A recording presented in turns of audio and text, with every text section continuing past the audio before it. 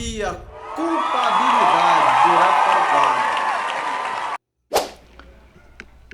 Dando continuidade ao estudo da teoria do crime, e agora o último elemento, a culpabilidade. Quando nós estudamos a teoria do crime, nós estudamos o conceito analítico de crime. Que crime é fato típico, ilícito e culpável. Se diz conceito analítico de crime, é porque será feita uma análise do crime através dos seus elementos. Porém, quando nós estudamos o fato típico e a ilicitude, esta análise recai sobre o fato. Mas quando nós estudarmos culpabilidade, esta análise recairá sobre o agente. Ou seja, nós temos o indivíduo, o cidadão, e nós temos um comportamento denominado crime. O fato é típico, este comportamento ele é reprovável. E o Poder Legislativo já se debruçou sobre esta matéria, este comportamento, e decidiu que esta conduta, esse comportamento social, ele deve ser regrado. Deve haver uma lei que proíba este comportamento, de modo que o indivíduo que cometer este comportamento será punido. E foi colocado este comportamento e sua punição no Código. Por isso que o fato é típico. Ele é típico porque é uma conduta que a sociedade reprova. Ora, uma pessoa pegar uma arma e ameaçar outra com esta arma para se apoderar dos seus bens pessoais, é uma conduta reprovável. Então foi decidido que quem fizer esta conduta será punido. Isso foi colocado no Código, no artigo 157, roubo. Por quê? Porque não é lícito se apoderar das coisas alheias com o uso de ameaça, com o uso de violência. Quando fazemos a análise do crime através do fato típico e da ilicitude, esta análise recai sobre o fato. Nós estudamos o fato. O resultado, a conduta, o nexo, a tipicidade. Se esse comportamento ele foi protegido por alguma das excludentes para que esse tipo seja permitido, não, o fato é típico e ilícito, então agora será feita a análise da culpabilidade, mas a análise da culpabilidade não é feita sobre o fato, ela recai sobre o agente. Para que seja avaliado, analisado, se o agente, quando cometeu esta conduta, quando praticou esta conduta, será que ele sabia o que ele estava fazendo? Será que ele tinha conhecimento de que a lei colocou limites naquela conduta? Será que ele tem consciência que é reprovável essa conduta? Será que essa pessoa que cometeu a conduta, ela pode ser punida, por ter cometido a conduta? Quando nós fazemos esse estudo da culpabilidade e conhecendo os elementos,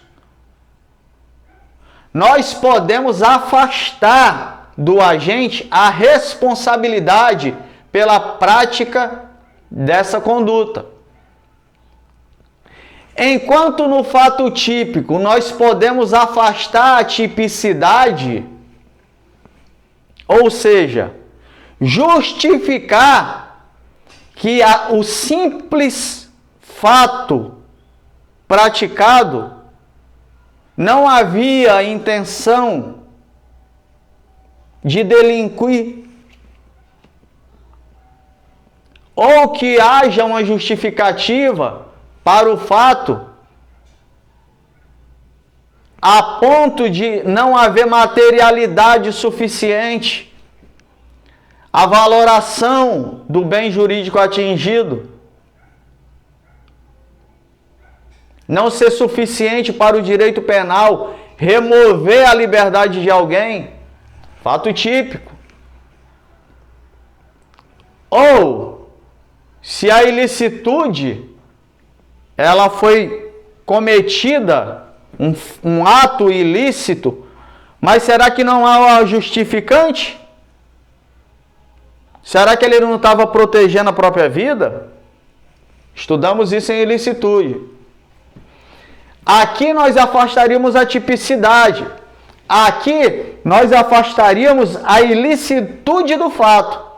Mas aqui na culpabilidade nós afastamos a responsabilidade penal. Nós isentamos o agente de pena. Ou seja, ele praticou o crime aconteceu, mas ele não pode ser punido. Em resumo, quando nós estudarmos culpabilidade e compreendermos esse terceiro elemento da teoria do crime, nós teremos capacidade de, na análise de um crime, operar, fazer uma defesa técnica do agente, de modo a afastar a responsabilidade penal. Ele cometeu o crime, cometeu, mas se ele não tinha consciência do que estava fazendo, ou se por uma questão etária, ou até mesmo psicológica, ele não é imputável,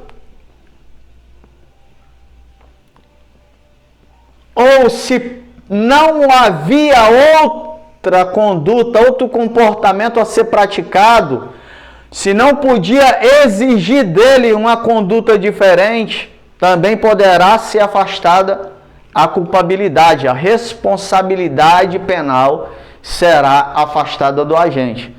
Ok, senhores? Estou aqui fazendo uma introdução para que nós venhamos a estudar elemento por elemento da culpabilidade. Ao longo do tempo, a culpabilidade ela foi estudada por teorias diversas. Houve o tempo em que havia a teoria psicológica na culpabilidade. Era na época da teoria causal, quando se compreendia ou se responsabilizava o agente de um crime baseado em causa e efeito. O dolo e a culpa estava na culpabilidade. Se você atropelasse uma pessoa, pouco importava se você queria o resultado ou não. Pouco importava se aquilo foi pela ausência de um bem de cuidado ou não. Você seria responsabilizado simplesmente pelo fato de estar envolvido naquela conduta, naquele crime, naquele fato. Mas chegou o tempo em que o dolo e a culpa, através dos nossos pensadores, ele foi compreendido que ele faz parte da conduta. Porque se nós praticamos um fato, é porque queremos. Se eu pego este piloto, esta caneta piloto, é porque eu quero pegar. Então a vontade, ela está na conduta. Foi transferido o dolo e a culpa para o fato típico. E o estudo da culpabilidade passou não só mais ser psicológico, mas psicológico e normativo. Foi quando foi introduzido na culpabilidade a imputabilidade e a potencial consciência da ilicitude. Mas hoje, o estudo da culpabilidade, ele é chamado de normativa pura. Teoria normativa pura, que também é denominado por outros estudiosos como a teoria biopsicológica.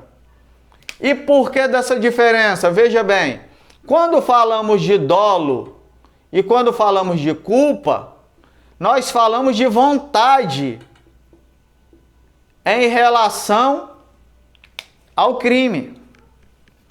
Isto quer dizer que o crime, ele foi praticado ou por vontade, dolo, ou por negligência, imperícia ou imprudência, que é a culpa, a ausência de um bem de cuidado. Ok, senhores? Mas na teoria biopsicológica, leva o nome ainda de psicológica, não porque a vontade, que é o fator subjetivo, esteja aqui na culpabilidade, não.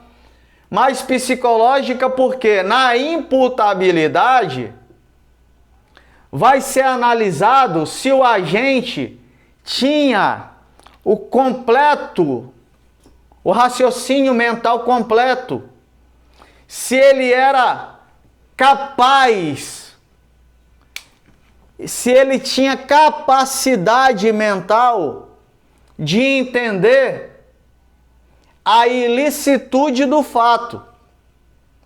Por ser, aí vem a questão etária, por ser menor de 18 anos, e estudos indicam que o menor de 18 anos ainda não tem maturidade para compreender determinadas coisas, e eu não vou entrar aqui em questões pessoais, nem políticas.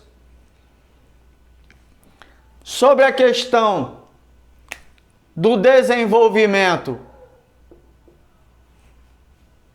mental, se é completo ou não, ok?